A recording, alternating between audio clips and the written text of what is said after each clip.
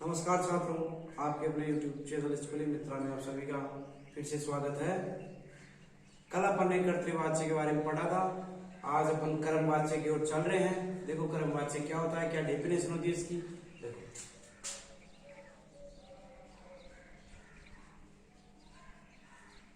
Definition देखो इसकी। वाक्य में जहां कर्म के अनुसार क्रिया में कोई परिवर्तन होता है या क्रिया प्रयुक्त होती है तो वहां क्या होता है, कर्मवाच्य होता है। किसके अनुसार होता है? कर्म के अनुसार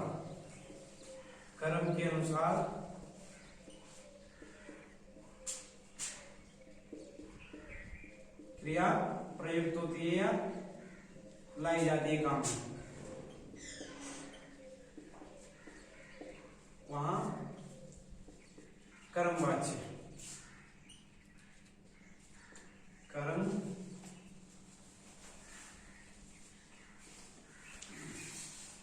कर्मवाच्य। ठीक है, ये डेफिनेशन हो गई इसकी। ठीक है, अब कर्मवाच्य में क्या होता है? कर्मवाच्य में मुख्यतः कर्म प्रधान होता है।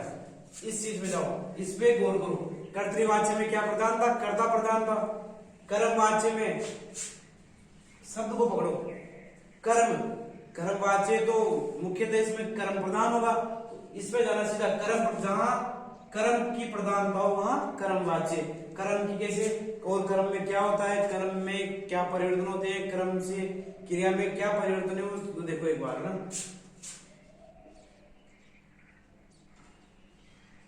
कर्ता, कर्म और क्रिया, ये मुख्य तीन चीजें होती है वाक्य में। तीन चीजें होती हैं। जो कर्मवाच्य का जो कर्ता होगा,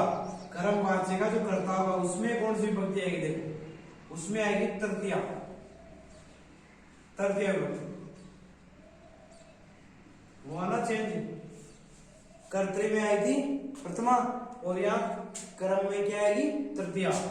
कर्म, अब देखो ये अपना कर्म आ गया। कर्म में कौन सी आएगी?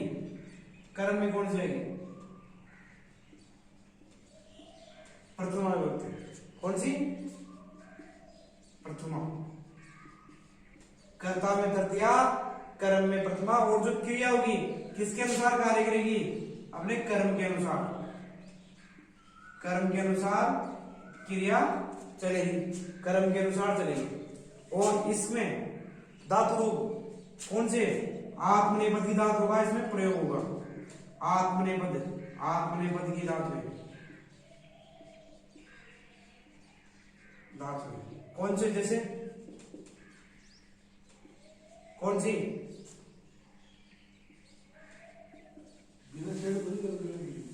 यते, फटियते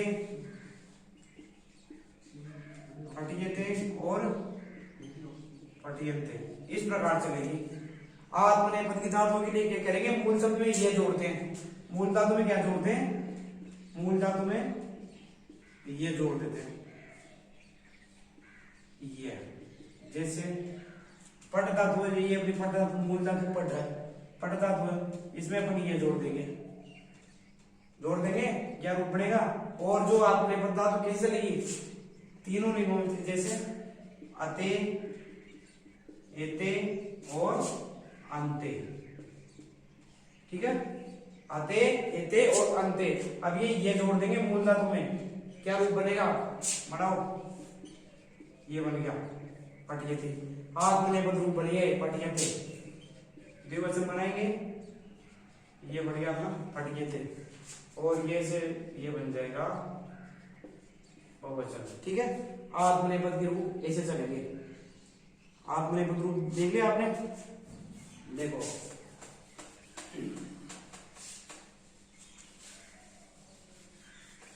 कुछ उदाहरण मैं बता रहा हूं आपको, उदाहरण से समझने का प्रयास करेंगे अपन। ज्यादा कुछ भी नहीं है वाच्य के अंदर, ओनली लट लगा तुम्हारे पूछेगा। देखो जैसे मैंने यहां लिखा रामायण पुस्तकम पठ्यते।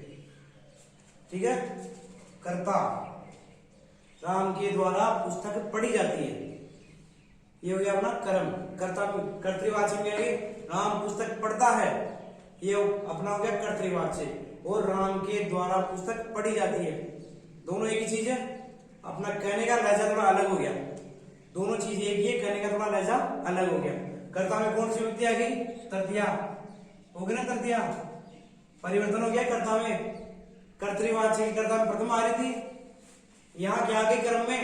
तृतीया। और जो अपना क्रम है उसमें क्या आ गई? प्रथमा। और कर्म के अनुसार यहाँ आपने पद की क्रिया चलेगी अपनी पठियते।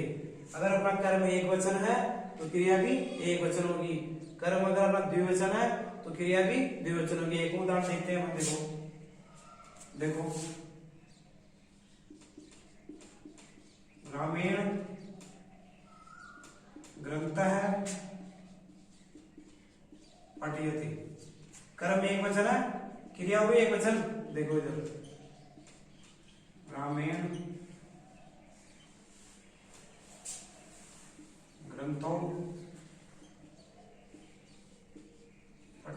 द्विवचन आ गया, अपना कर्म द्विवचन आ गया तो अपनी क्रिया भी क्या आ गई? द्विवचन आ गई। अगर मैं यहां लिख दूं ग्रंथाः, बहुवचन है ना अपना कर्म, तो क्रिया भी क्या आएगी अपनी? पठ्यन्ते।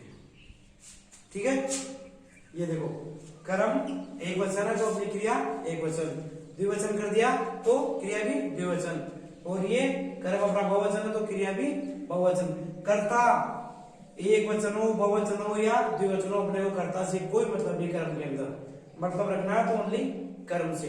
ठीक है,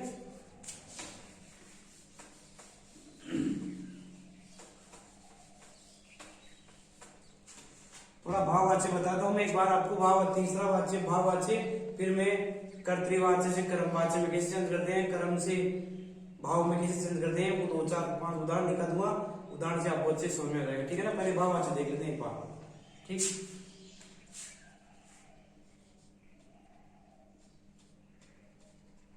वाक्य में जहां, डेफिनेशन क्या होती है? वाक्य में जहां क्रिया का किसी के भी साथ कोई किसी प्रकार का कोई संबंध नहीं हो, किसी के भी साथ, ना तो कर्ता के साथ हो ना क्रिया के साथ हो, क्या होता है? भाववाच्य। परिवर्तन किसी के भी अकॉर्डिंग नहीं हो उसका, ओनली भाव की प्रधानता इसमें, किसमें? भाववाच्य में। देखो इधर वाक्य में जहां क्रिया का किसी के भी साथ, इसमें कर्ता आदि हो सकता है, कर्ता कर्म आदि ना साथ न हो, भाववाच्य कहलाता है। लिखना चाहो तो लिख लेना, इसमें भाव की प्रधानता होती है। ठीक है, इसमें एक चीज देखो, इसमें कर्ता, इसमें जो कर्ता होगा अपना, उसमें कौन सी विभक्ति होगी? तृतीया विभक्ति। भाववाच्य के कर्ता में भी तृतीया विभक्ति, और जो इसमें कर्म होगा, कर्म इसमें नहीं होगा, कर्म का क्या होगा? इसमें अभाव होगा, कर्म इसमें होगा ही नहीं। और जो इसकी क्रिया होगी, भाववाच्य की जो क्रिया होगी, किसके अकॉर्डिंग चलेगी? वो किसके अकॉर्डिंग रहेगी? जो अपन ने कर्मवाच्य पढ़ा था ना, कर्मवाच्य में क्रिया आपने पद में कर्म के अनुसार, वो सेम रहेगी। और इसमें कर्म का अभाव रहेगा तो क्रिया क्या रहेगी? क्रिया क्या रहेगा इसमें? प्रथम पुरुष एक वचन हमेशा, चाहे अपना कर्ता बहुवचन हो, द्विवचन हो या एक वचन हो, क्रिया का तो रूप यही रहेगा। जैसे अपन ने उदाहरण देखो, बालकेन पठ्यते, ये प्रथम पुरुष का एक वचन ही रहेगी, क्रिया तो प्रथम पुरुष का एक वचन रहेगी। जैसे बालकेन, ये देखो बाल का व्यायाम पठ्यते, कर्ता से इसका कोई फर्क नहीं, कोई इसमें प्रभाव नहीं पड़ेगा।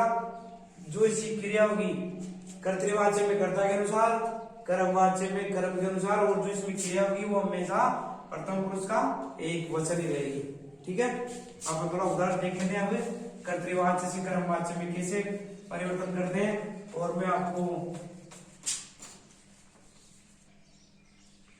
देखिए अब हम कर्तृवाच्य से कर्मवाच्य में परिवर्तन के कुछ उदाहरण यहाँ बोर्ड पे सोल्व करने जा रहे हैं। देखो जैसे अहम पुस्तकम पठामि, अभी पहचान इसको कर्तृवाच्य उदाहरण कर्तृवाच्य का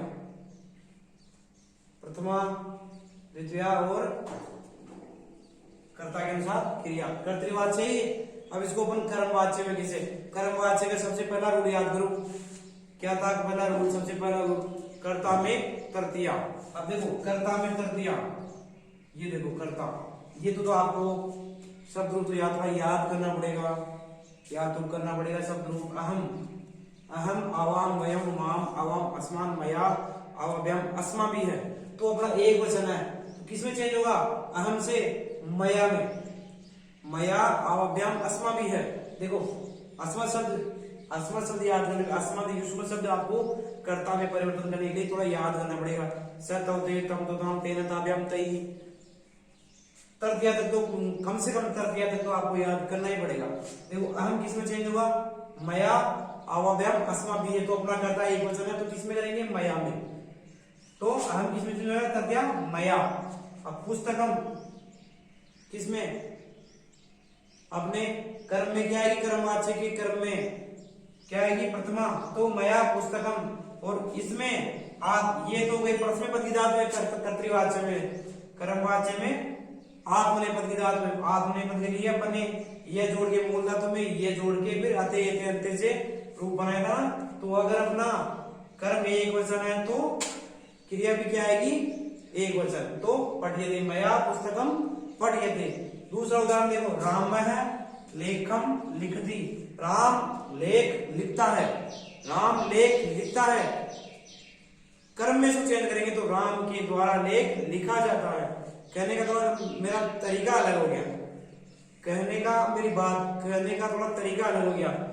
दोनों एक ही चीज है, चीज एक ही, दोनों राम ये लेख लिखता है और राम के द्वारा लेख लिखा जाता है, दोनों एक ही चीज। लेकिन मेरा जो बोलने का लहजा था वो थोड़ा चेंज हो गया। देखो कर्ता में क्या आ गई, तृतीया, कर्म में चेंज करेंगे तो कर्ता में हमेशा तृतीया विभक्ति का प्रयोग होगा। तो रामेण, राम के द्वारा, लेखम तो यहाँ प्रथमा आएगी इसमें तो लेख है। और अपनी कौन सी धातु, आत्मनेपद की एक वचन तो लिख्यते। ठीक है, दोनों उदाहरण समझ में आएंगे अच्छे से। अब देखते हैं अपन कर्तृवाच्य से भाववाच्य में परिवर्तन को। ठीक है, देखो बालकः क्रीडति, बालकः क्रीडति, भाववाच्य में कर्म का अभाव होता है, ये पढ़ लिया अपन ने। अब देखो कर्म नहीं है इसके अंदर, बालक खेलता है, अगर वो कर्म होता तब कब कर्मवाच्य में परिवर्तन कब होता, जब बालक गेंद से खेलता या किसी और वस्तु से खेलता। ठीक है, इसके अंदर कर्म नहीं, बालक खेलता है, बस खेलता खेलता तो बस खेलता। ठीक है, तो क्या बनेगा इसका, कर्म भाववाच्य बनाते समय भाववाच्य की कर्ता में कौन सी विभक्ति बताई थी मैंने, तृतीया, तो बालकेन, बालकेन। और वो अपना जो आत्मनेपद की धातु कर्मवाच्य के पड़ेगी आत्मनेपद, लेकिन इसके अंदर प्रथम पुरुष का एक वचन, प्रथम पुरुष का एक वचन रहेगी हमेशा क्रिया, क्या रहेगी, प्रथम पुरुष का एक वचन। तो क्या रूप बनेगा, बालकेन क्रीडयते। अब देखो इधर तौ पढ़ते हैं, वे दोनों पढ़ते हैं, दो कर्ता द्विवचन हो गया अपना। देखो दोनों के लिए ताभ्याम करेंगे ना, तया ताभ्याम, ताभी है तो ताभ्याम द्विवचन आ गया। लेकिन जो अपनी क्रिया होगी वो प्रथम पुरुष का हमेशा एक वचन रहेगी, किसके अंदर, भाववाच्य के अंदर। भाववाच्य में परिवर्तन करते समय ये चीज मोस्ट इंपोर्टेंट, ध्यान रखना अच्छे से, ध्यान से, मोस्ट इंपोर्टेंट है चीज, यहाँ गलती मत कर देना इस चीज में। भाववाच्य बनाते समय क्रिया का जो रूप रहेगा प्रथम पुरुष का एक वचन ही रहेगा। देखो कर्ता अपना द्विवचन है, कर्ता से इसको कोई फर्क नहीं पड़ रहा, पड़ रहा क्या, कुछ नहीं पड़ रहा, तो क्या रहेगा अपना भाववाच्य का जो क्रिया रहेगी वो प्रथम पुरुष का एक वचन रहेगी हमेशा। इधर देखो नेक्स्ट उदाहरण देखो, वयम पिबंती, हम सब पीते हैं, बहुवचन है, हम सब सारे आ गए उसमें, तो वयम जो अपना कर्ता है क्या आ गया, बहुवचन है, तो क्या बनेगा सर, बहुवचन, अस्मा भी है, मया अवभ्यम अस्मा भी है, तो क्या रूप बना, कर्ता तृतीया चेंज हो गया, कर्ता में तृतीया, कर्ता में तृतीया हो गई, कर्ता अपना बहुवचन है तो तृतीया का बहुवचन अस्मा भी है। अब ये देखो इधर पिबंती पा धातु है, पा धातु है ना, इसको आत्मनेपद पद में चेंज करेंगे तो देखो एक चीज और बता दूं मैं आपको, अगर आकारांत कहीं दिख जाए आपको, आकारांत धातु दिख जाए, आकारांत धातु अगर दिख जाए आपको, जैसे पा, स्था, ठीक है, पा, स्था, तो किसमें करेंगे, आकारांत ई में चेंज कर देते, बड़ी ई में कर देते, पा का बन जाएगा पीयते, स्था का स्थीयते, ये चीज ध्यान रखना। तो इसमें क्या करेंगे अपन, पा का पीयते, पीयते तो बनेगा, लेकिन प्रथम पुरुष का एक वचन, अपना करता चाहे बहुवचन हो, अपने को कुछ ही मतलब नहीं, अपना भाववाच्य बनाते समय एक चीज ध्यान रखनी है हमेशा, प्रथम पुरुष का एक वचन रहेगा, ठीक है। ये अपना वाच्य वाला टॉपिक यहाँ कंप्लीट हो गया है। 2 वीडियो मैंने बना दिए हैं, दोनों वीडियो आप अच्छे से देखना। अगर इनमें कोई प्रॉब्लम हो तो कमेंट्स बॉक्स में कमेंट करके जरूर बताना, ठीक है। धन्यवाद।